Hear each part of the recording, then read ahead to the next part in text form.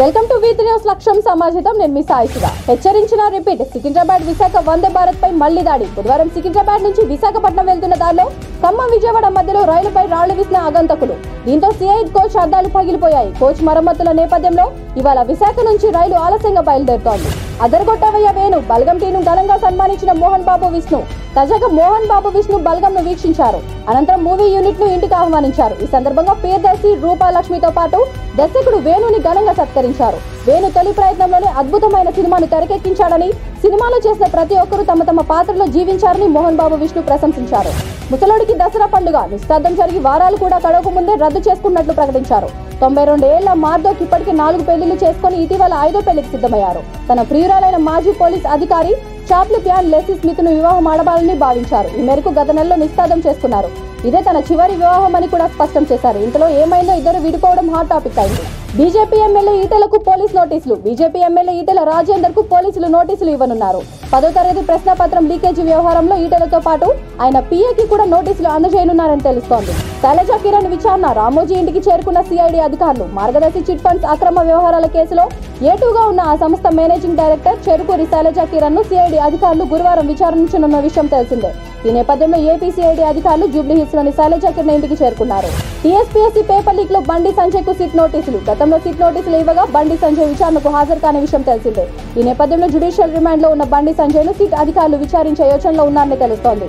ఈ మేరకు TSPSC paper leak లో బండి సంజయ్ ను జైల్లో విచారించాలని సిట్ భావిస్తుంది. అయితే 10th పేపర్ లీక్ కేసులో బండి సంజయ్ జ్యుడిషియల్ రిమాండ్ లో ఉన్న సంగతి తెలిసిందే. స్నానం చేస్తుండగా నీళ్లు మింగిన చిన్నారి. సిద్దిపేట జిల్లా చిన్న కోడూరులో స్నానం చేస్తుండగా చిన్నారి నీళ్లు మింగడంతో శ్వాస ఆగిపోయింది. ఊపిరి తీసుకోవడానికి ఇబ్బంది పడింది. చిన్నారి పరిస్థితి విషమించడంతో ఆశా కార్యకర్తలు 108 కి సమాచారం ఇచ్చారు. వెంటనే రెస్పాండ్ అయిన 108 సిబ్బంది సిపిఆర్ చేసి పాప ప్రాణాలు కాపాడారు. కాళ్లకు రాళ్లు కట్టి కాలువలో పడేశారు. నెల్లూరు గుర్రాలమడుగు ఏరియాలో అమ్మే బిడ్డను అంతం చేసింది. తన కెరీర్ కు బిడ్డ అడ్డంగా ఉందని హతమార్చినట్లు పోలీసుల ప్రాథమిక విచారణలో వెల్లడైంది. బిడ్డకు చిన్న గాయం అయితేనే అమ్మ గుండె తల్లడిల్లిపోతుంది. అలాంటిది పసిగుడ్డు అనే కార్యక్రమం కూడా లేకుండా కాళ్లకు రాళ్లు కట్టి కాలువలో విసిరేయడానికి మనసెలా వచ్చింది?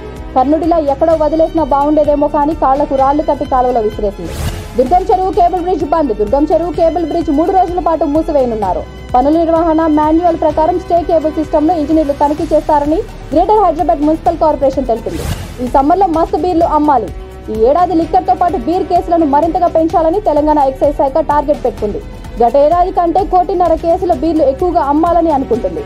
పోయిన ఆర్థిక సంవత్సరంలో 4.78 కోట్ల కేసుల బీర్లు అమ్ముడుపోయాయి. ఈసారి IML లిక్కర్ కేసులు కూడా 4 కోట్ల కేసులకు పెంచాలని ప్లాన్ చేశారు. కానీ బీర్ల సేల్స్ కు ఏప్రిల్ మే నెలలే కీలకం కావడంతో వాటి అమ్మకం పైన ఎక్సైజ్ శాఖ ప్రధానంగా దృష్టి పెట్టింది.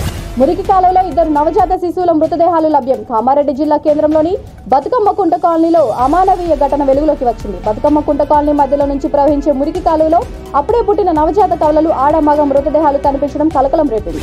తన నెక్స్ట్ ప్రాజెక్ట్ గురించి కీలక అప్డేట్ ఇచ్చిన బలగం వేణు. తన నెక్స్ట్ మూవీ కూడా దిల్ రాజు బ్యానర్ లోనే ఉంటుందని క్లారిటీ ఇచ్చాడు. మళ్ళీ ఇలాంటి ప్యూర్ కథతోనే వస్తానని చెప్తున్నాడు. బల్గంలోని ఎమోషన్స్ ప్రేక్షకులను కదిలిస్తాయని ముందే నమ్మానని, అదే ఇప్పుడు నిజమైందని చెప్పాడు.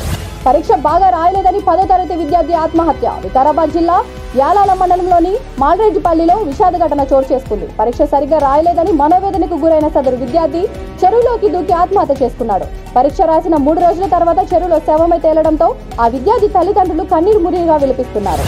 బీజేపీపై ఆట మొదలెట్టిన బీఆర్ఎస్. బీజేపీని ఆత్మరక్షణలోకి నెట్టేలా కేసీఆర్ నయా వ్యూహాన్ని అమలు చేయబోతున్నారు. ఏదైనా తప్పు జరిగినప్పుడు బీజేపీ మీనవేషాలు లెక్కిస్తుందేమో కానీ బీఆర్ఎస్ అలా కాదు అని బండి సంజయ్ అరెస్ట్ తో స్పష్టంగా చెప్పింది బీఆర్ఎస్. అసలు నయనాల మధ్య దగ్గుపాటి మోహన్ బాబు అంత్యక్రియలు. మూవీ మొగల్ బాపట్ల మాజీ పార్లమెంట్ సభ్యుడు సినీ నిర్మాత దగ్గుపాటి రామానాయుడు సోదరుడు సినీ నిర్మాత దగ్గుపాటి రామ్మోహన్ రావు మంగళవారం ఉదయం కారంచేడులో మృతి చెందాడు. ట్విట్టర్ లోగో మారింది. పిట్టపోయి కుక్క వచ్చింది. ఇంతకు ముందు ఉన్న ఐకానిక్ మౌంటైన్ బ్లూ బర్డ్ ను లోగోగా తీసేశారు. అయితే ఈ మార్పు తాత్కాలికమా పర్మనెంటా తెలియదు కానీ ట్విట్టర్ లోగోగా ఓ కుక్కను చూసిన వాళ్ళంతా ఇదేందయ్యా ఇది అంటూ పోస్టులు పెడుతున్నారు.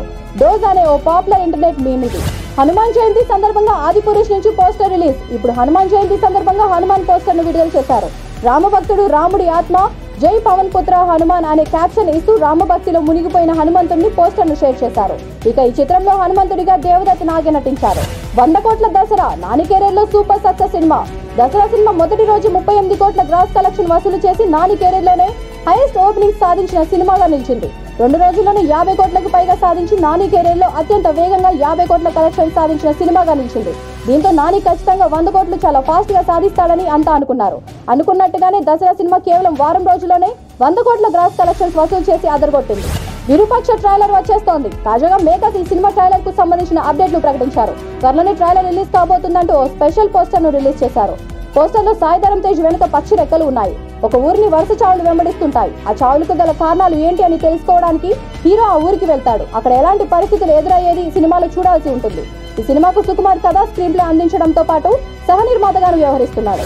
హృతిక్ రోషన్ తో ఎన్టీఆర్ యుద్ధం ఇది కదా అసలైన మల్టీ స్టారర్. అయితే వార్ చిత్రానికి సిద్ధార్థ్ ఆనంద్ దర్శకత్వం వహిస్తే వార్ 2 కు మాత్రం అయాన్ ముఖర్జీ దర్శకత్వం వహించబోతున్నారు.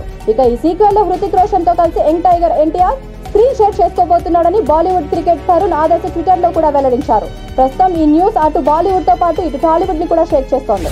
ఇవాటి స్క్రీన్ న్యూస్ ఇంతతో సమాప్తం. మరొక స్క్రీన్ న్యూస్ తో మళ్ళీ కలుద్దాం. అంతవరకు చూస్తూనే ఉండండి వీతి న్యూస్ లక్ష్యం సమాచారం.